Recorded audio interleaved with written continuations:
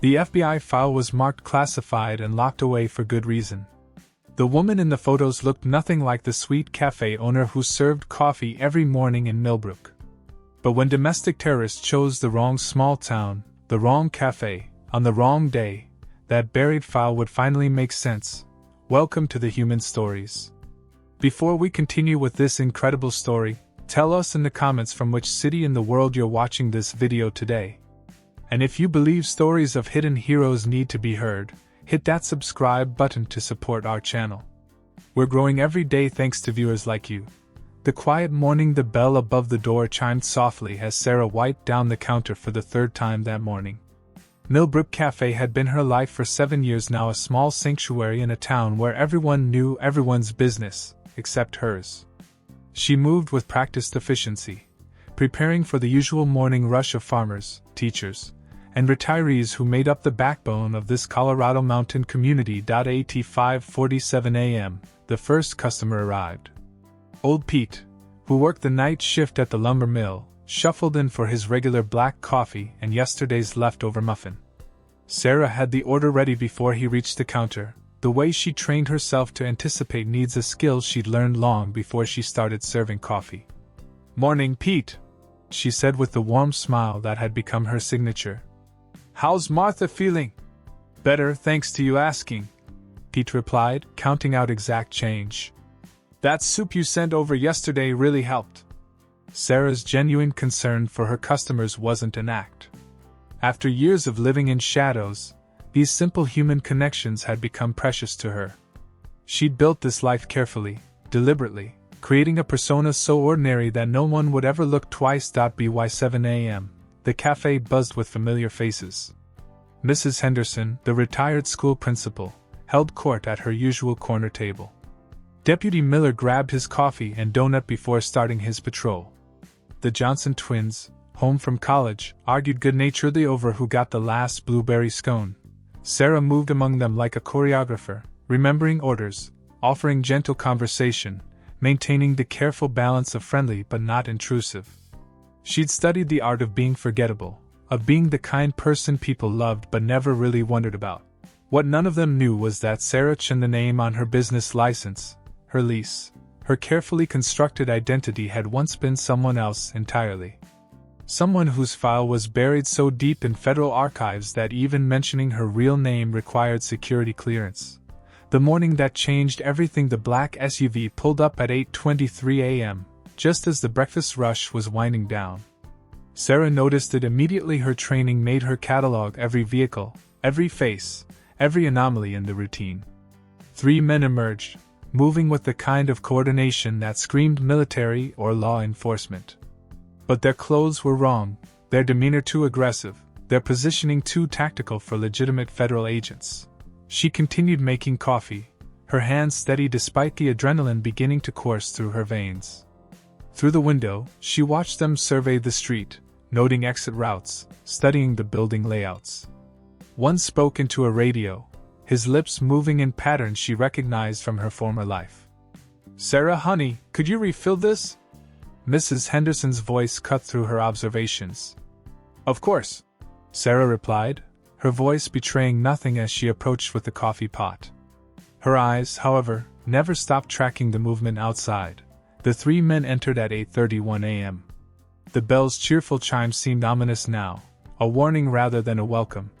Sarah's customer smile remained in place, but every fiber of her being was now alert, processing threats, calculating responses. "Morning, gentlemen," she said warmly. "First time in Millbrook?" The leader, a man in his 40s with dead eyes and a poorly concealed shoulder holster, looked around the cafe with obvious disdain. "Coffee," he grunted. 3 coffees. To go. "Coming right up," Sarah replied, turning to the machine. In the reflection of the chrome surface, she watched them spread out slightly, professional positioning that confirmed her worst fears.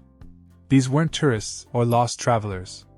They were operators, and they were here for a reason. As she prepared their order, fragments of their whispered conversation reached her ears. "Noon deadline. Federal response. Maximum casualties." The words crystallized her understanding. This wasn't random. This was the beginning of something horrific. The recognition deputy Miller finished his morning rounds early and returned to the cafe, as he did every Tuesday. At 62, he'd been keeping the peace in Millbrook for over 20 years, and his instincts were still sharp. He noticed the tension immediately. "Sarah, you okay?" he asked quietly, approaching the counter. "You seem a little off today."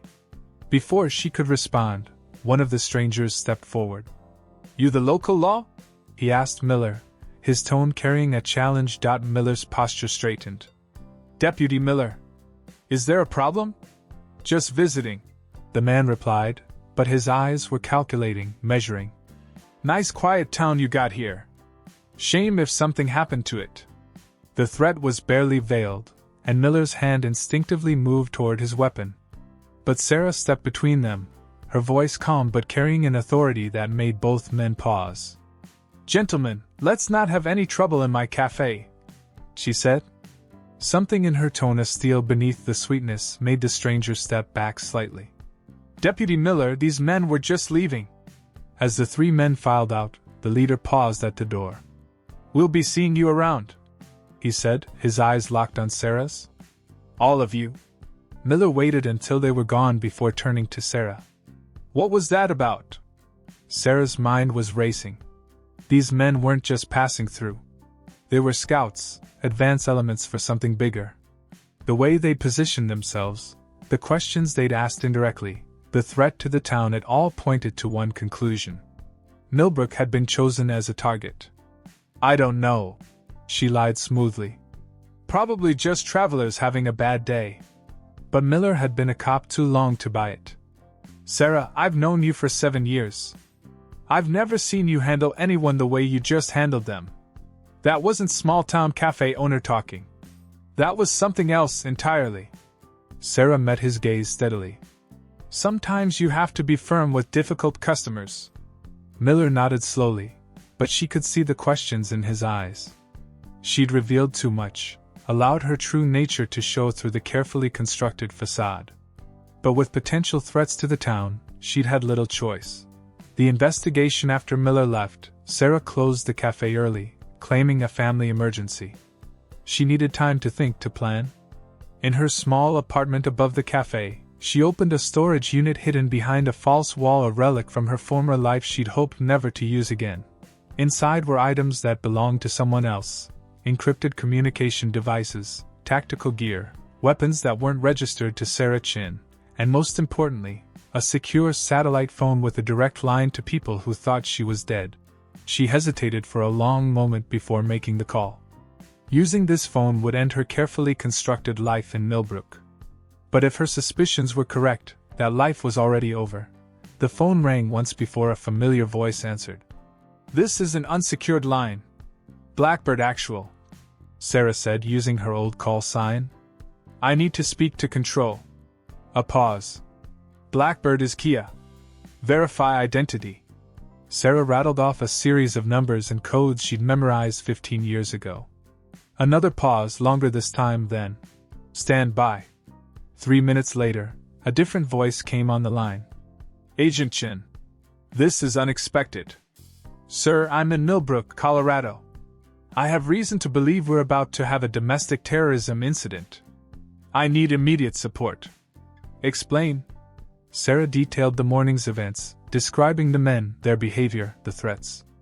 As she spoke, she could hear keyboards clicking in the background, searches being run, databases being accessed. "Chun, we've been tracking increased chatter about a domestic cell planning something significant. 3 men matching your description were flagged at a hotel in Denver yesterday.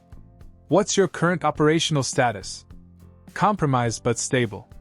The local deputy is suspicious but not hostile. I can maintain cover for perhaps another day." "Negative. Full extraction team is en route. We'll have you out of there in 6 hours." "Sir, with respect, I'm not leaving." The words surprised even her. "These people are my responsibility now. If something happens to them because I ran, Agent Chin, you've been officially dead for 8 years. Your psychological profile suggests deep cover assignments can create dangerous emotional attachments. You're not thinking clearly." Sarah looked out her window at the town below. Mrs. Henderson was walking her ancient dog. The Johnson twins were helping their father load lumber. Deputy Miller was parked across the street, ostensibly reading reports but actually watching her building. "I'm thinking clearly for the first time in years," she said. "These people aren't just cover. They're family. And family protects family." The preparation that evening, Sarah made a decision that would change everything. She called Deputy Miller and asked him to meet her at the cafe after hours. When he arrived, she was waiting with 2 cups of coffee and a resolve that had been building all day. "Miller, I need to tell you something, and I need you to listen without interrupting." He settled into the chair across from her. "I'm listening." "My name isn't Sarah Chin. 8 years ago, I was a federal agent working deep cover anti-terrorism operations. I was officially killed in the line of duty to protect an ongoing investigation. I've been hiding here ever since, trying to live a normal life." Miller's expression didn't change, but his eyes sharpened. "Go on. Those men this morning weren't tourists. They're advanced scouts for a domestic terrorism cell. Based on their behavior and questioning patterns, they're planning something that will hurt innocent people. Possibly everyone in this town." "How do you know this?" "Because I've seen it before. The positioning, the questions, the timeline, it's textbook. They're going to hit Millbrook hard, probably within the next 24 hours. Miller leaned back, processing. "Assuming I believe you and I'm not saying I do, what do you want me to do about it?" "Help me stop them. Sarah, or whoever you are, I'm one deputy with a .38 and a radio. If what you're saying is true, we need to call in the state police, FBI, everyone. We don't have time. And calling in outside help will likely accelerate their timeline. These people are professionals. They'll have contingency plans, escape routes, early warning systems." Miller stood up and began pacing. "This is insane. You're asking me to trust someone who's been lying to me for 7 years. I'm asking you to trust someone who's been protecting this town for 7 years. Sarah corrected. "Every day I've been here, I've been watching, assessing, looking for threats. Do you think it's coincidence that Millbrook has had 0 crime incidents since I arrived? That every drifter with bad intentions has somehow decided to move on? That every suspicious vehicle has found reasons to avoid our little town?" Miller stopped pacing. "You've been keeping watch." "Yes. It's what I do. It's who I am. But tomorrow, passive protection won't be enough." The Alliance Miller sat back down, his worldview fundamentally shifted. "Okay, let's say I believe you. What's the plan?"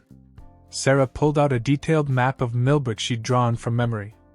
"They'll hit during maximum occupancy. Probably the school day, when kids are in class and parents are at work. Creates the highest casualty count and maximum psychological impact. The schools are soft target." Miller agreed. "But it's also where we can funnel them." "Exactly. But we need to do this without panicking the population. Mass evacuation will tip them off and they'll either disappear or accelerate their timeline." They spent the next 3 hours planning. Miller would coordinate with the school principal to implement a gas leak drill that would empty the building. Sarah would position herself to observe and intercept the terrorists when they arrived. "There's one more thing," Sarah said as they prepared to leave. "My handler is sending an extraction team. I told them I'm not leaving, but they may try to force the issue. If federal agents show up and try to remove me, don't interfere. Just focus on protecting the town." Miller nodded. "For what it's worth, I'm glad you're here. Sarah Chin might be a fake name, but the woman who's been part of this community for 7 years is real. That's who I'm trusting." The morning of reckoning the next morning dawned clear and cold. Sarah opened the cafe at her usual time, but everything was different now. Her movements were more precise, her awareness heightened. She'd shed years of careful domesticity overnight, becoming what she'd always been underneath a predator waiting for prey. The regular customers noticed the change immediately. Her smile was still warm, but there was something else now, a coiled readiness that made even friendly conversation feel charged with potential energy. "You seem different today," Mrs. Henderson observed. "More alert." Just want to make sure everyone has a good day," Sarah replied, refilling the older woman's coffee. "Mrs. Henderson, would you mind doing me a favor today?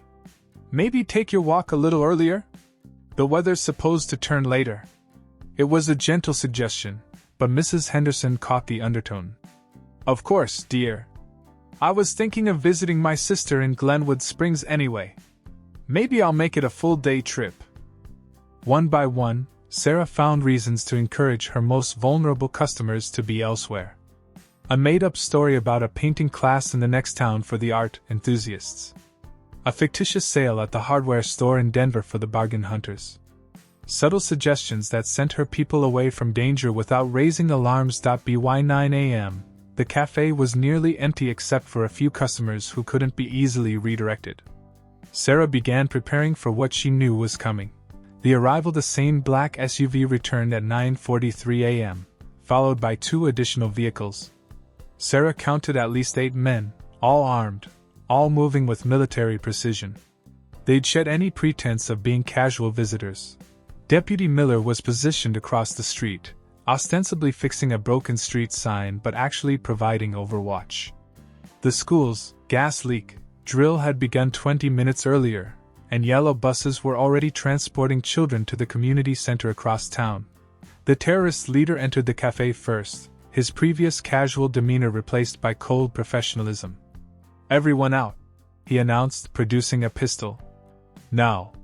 The few remaining customers fled in panic, but Sarah remained behind the counter, her hands visible, her expression calm. "There's no need for violence," she said. "What do you want?" "We want to send a message," the leader replied, "about what happens to small towns that harbor federal agents." Sarah's blood chilled. They knew. Somehow, they'd identified her. "I'm not sure what you mean," she said, maintaining her cover even as her mind raced through possibilities. "Agent Rachel Morrison," the leader said, using her real name. 8 years dead on paper, but very much alive in Millbrook, Colorado. Did you really think you could hide forever?" The jig was up. Sarah's hand moved slightly, and suddenly she was no longer the mild-mannered cafe owner. Her posture shifted, her expression hardened, and the predator emerged fully. "If you know who I am," she said, her voice carrying the authority of someone accustomed to command, "then you know what a mistake you've made." The confrontation, the terrorist leader smiled coldly. "We counted on you being here. You're the message. The federal government's dead agent, killed again in a small-town massacre. Perfect symbolism. There's one problem with your plan," Sarah said, her hands now moving with practiced efficiency toward items behind the counter. "I'm not dead. And I'm not alone." The leader's eyes widened as Sarah's movements became a blur. A coffee pot flew across the room, striking one terrorist in the face. A heavy cash register followed, taking down another. In the same motion, Sarah vaulted over the counter, producing a weapon that definitely wasn't standard cafe equipment. The leader managed to get off one shot before Sarah was on him, moving with a lethal grace that spoke of years of training and experience. The other terrorists tried to respond, but found themselves facing someone who operated on a completely different level. Outside, Deputy Miller coordinated with the federal extraction team that had arrived just in time. The quiet streets of Millbrook briefly became a battlefield as the remaining terrorists found themselves trapped between Sarah's precisely executed plan and arriving federal agents. The aftermath: 2 hours later, the crisis was over. 8 domestic terrorists were in custody, their planned attack on Millbrook's school foiled. The town was safe, but Sarah's carefully constructed life was over forever. FBI Director Hayes arrived on scene personally, a woman in her 50s who carried herself with the bearing of someone accustomed to making life-and-death decisions. She found Sarah sitting in her cafe, now a crime scene, holding a cup of coffee that had long since gone cold. "Agent Morrison," Director Hayes said, taking the seat across from her. "Or do you prefer Sarah Chen?" "Sarah's fine," she replied. "That's who I've been for 7 years. That's who I want to keep being. I'm afraid that's not possible. Your cover is blown. These men knew exactly who you were, where to find you. There are others." Sarah nodded, having expected this. How long do I have? We extract you tonight. New identity, new location. We'll set you up somewhere safe. What about Millbrook? What about my people? Director Hayes' expression softened slightly. They'll be protected. We'll maintain a presence here, make sure no one else comes looking for Rachel Morrison. Sarah looked around the cafe that had been her sanctuary for 7 years. Every table held memories, conversations with neighbors, celebrations of local achievements, quiet moments of belonging she'd never expected to find. They were supposed to be just cover, she said quietly. These people, this place, this life. It was all supposed to be temporary. But it became real. Director Hayes observed. It became home. Yes. And now I have to leave it behind. The departure that evening, as federal agents prepared her extraction, Sarah made one final round of the cafe. Every item told a story: the coffee machine Mrs. Henderson had helped her pick out, the tables Deputy Miller had helped her move, the artwork local students had given her. Deputy Miller arrived as she was packing the last of her personal belongings. So this is it? He asked. This is it, she confirmed. I'm sorry for lying to you all these years. You weren't lying about the important things, Miller replied. You cared about this place, about these people. That was real. Will you tell them I'm sorry? That I wanted to say goodbye? Miller nodded. I'll tell them Sarah Chin had to leave suddenly for family reasons. That she'll miss them. Thank you. As the federal vehicles prepared to leave, Sarah took one last look at Millbrook. The streetlights were beginning to flicker on, casting a warm glow over the town she'd protected and grown to love. Mrs. Henderson walked by with her ancient dog, waving at the cafe out of habit. The Johnson twins were arguing over something trivial. Life was returning to normal, the way it should be. Sarah climbed into the waiting vehicle, leaving behind Sarah Chin forever. Agent Rachel Morrison was officially alive again, but the woman who'd served coffee and cared for a small mountain town was gone. The legacy. 6 months later, a new cafe opened in Millbrook, run by a retired teacher named Margaret Walsh. The menu was different, the atmosphere slightly changed, but the community adapted as small towns do. Deputy Miller still made his regular rounds, but now he paid attention to things differently. He watched for strangers who moved too precisely, for faces that seemed familiar but wrong, for the subtle signs Sarah had taught him to recognize. The Johnson twins, now graduated and working, sometimes mentioned how they missed Sarah's blueberry scones. Mrs. Henderson still walked her route past the cafe, occasionally commenting that the new owner was nice but not quite the same. None of them knew that their peaceful existence was still being protected. That somewhere in the federal system, their little town was flagged as a place where good people lived and deserved to be safe. And sometimes, very rarely, Deputy Miller would get a postcard from different places around the country. Never signed, but always featuring a small cafe or diner. He'd file them away, understanding that somewhere, someone was still watching out for places like Millbrook. The FBI file remained classified, its contents known only to a handful of people with the highest security clearances. But the story it told of a federal agent who found a home worth protecting, of a small town that sheltered a guardian angel without knowing it. That story lived on in the quiet safety of Millbrook, Colorado. Because some heroes don't wear uniforms or carry badges. Some heroes serve coffee and remember your order and asked about your family. And sometimes, when the worst of humanity comes calling, those heroes are exactly what stands between darkness and light. The cafe on Main Street serves good coffee now, and the new owner is kind to her customers. But the old-timers sometimes say the place feels different.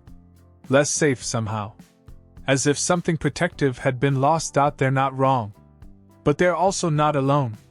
Because somewhere, the woman who was Sarah Chin is still watching, still protecting, still serving in her own way. Just not where they can see her. That's the thing about real heroes, they don't need recognition or thanks. They just need to know that good people are safe, that small towns can sleep peacefully, that sometimes the most ordinary places hold the most extraordinary guardians. The file remains classified.